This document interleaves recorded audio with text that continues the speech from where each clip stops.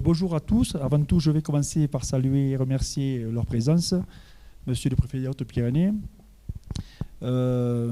messieurs les présidents des réserves internationales de ciel étoilé, Charles-Ange Zinesi, président du conseil départemental des Alpes-Maritimes et de l'ARIS Alpes Azur et du parc national du Mercantour, Stéphane Morin, président du parc national des Cévennes et de l'ARIS des Cévennes, Philippe Brugère, président du parc naturel régional des Mille Vaches et de la réserve et de l'ARIS des Mille Vaches, exactement.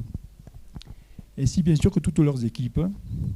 Mesdames, Messieurs les vice-présidents des parcs régionaux et parcs nationaux, Monsieur le vice-président du conseil régional d'Occitanie, également président du syndicat mixte du Pic du Midi, porteur historique de l'ARIS,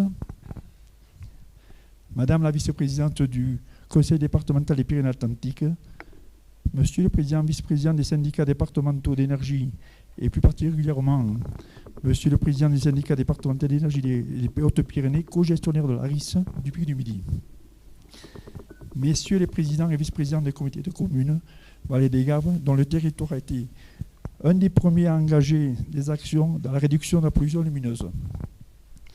Madame l'inspectrice, je crois que je ne l'ai pas vu, Madame l'inspectrice de l'éducation nationale, je ne sais pas si elle est arrivée.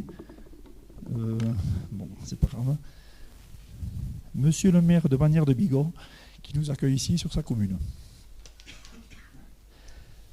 Monsieur le maire de Campan, qui a soutenu plusieurs actions, et notamment le Festival de la Nuit l'année dernière. Monsieur le maire de Bescat, administrateur du Parc national des Pyrénées, élu moteur dans la sensibilisation de la pollution lumineuse. La première RIS du monde, la RIS du Mont Mégantic du Québec, est aujourd'hui représentée à ce premier congrès. Je tiens à remercier tout particulièrement leurs présentes, les collègues canadiens. Mesdames, Messieurs les élus, Mesdames, Messieurs les directrices, directeurs des établissements services partenaires, Mesdames et Messieurs les concrétistes, de nombreuses personnes nous ont également exprimé leur regret de ne pas avoir été parmi nous. Je souhaite également les saluer et les excuser auprès de vous. Bon. Pourquoi était-il si important de retrouver maintenant pour ce premier congrès la RIS du Pic du Midi de Bigorre, la plus ancienne RIS de France, faites ces 10 années, nous sommes désormais 4 RIS à œuvrer tout particulièrement à la préservation de la valorisation du patrimoine nocturne. Il nous a donc semblé essentiel de nous retrouver afin de créer un réseau de réserves internationales de ciel étoilé, un réseau d'acteurs reconnus et précurseurs en matière de protection de la biodiversité, de mise en nature et de la gestion et d'amélioration de l'éclairage pour limiter la pollution lumineuse, de sensibilisation de tous les publics et enfin en matière d'animation des territoires. Nous avons aujourd'hui suffisamment le recul pour consacrer un temps d'échange entre territoires sur des expériences innovantes, pour partager la problématique rencontrée et pour élaborer ensemble des pistes et des solutions à mettre en œuvre au sein de ce collectif. En quoi le parc national des Pyrénées est innovant en matière de préservation de la biodiversité nocturne? Dès 2017, le parc national a lancé une étude innovante pour identifier la trame sombre ou trame noire du territoire. Nous avons ensuite travaillé avec plusieurs autres parcs nationaux pour identifier des secteurs avec des forts milieux de pollution, avec des forts niveaux de pollution lumineuse pouvant impacter la biodiversité et pour définir les interventions prioritaires pour la conservation de l'éclairage. Le Parc national des Pyrénées vient également d'être retenu comme chef de file pour un projet sur la pollution lumineuse que nous allons mener avec plusieurs autres parcs nationaux dans le cadre d'un programme LIFE porté par l'Office français de la biodiversité. Au-delà de ces projets, le Parc national des Pyrénées mène également des actions importantes de sensibilisation de tous les publics.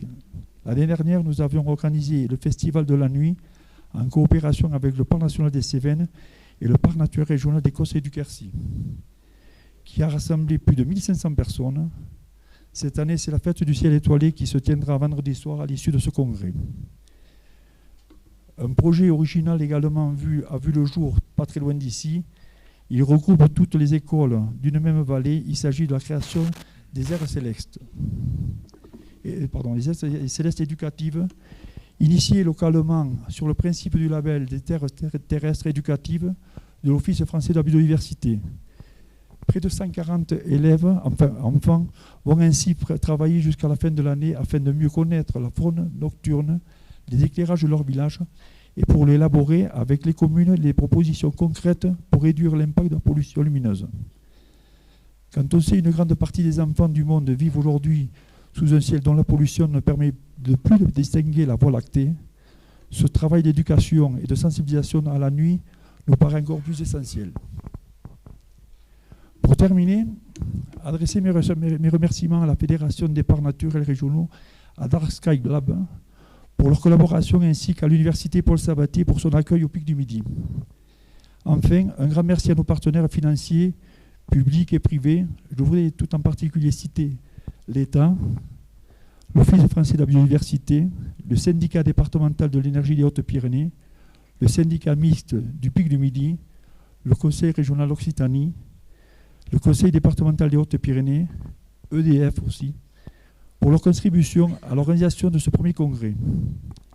Je souhaite également remercier chaleureusement l'ensemble des agents issus de nos différentes structures qui ont œuvré à l'organisation de cet événement et à la préparation des contenus que nous allons pouvoir partager pendant ce congrès. Merci à vous.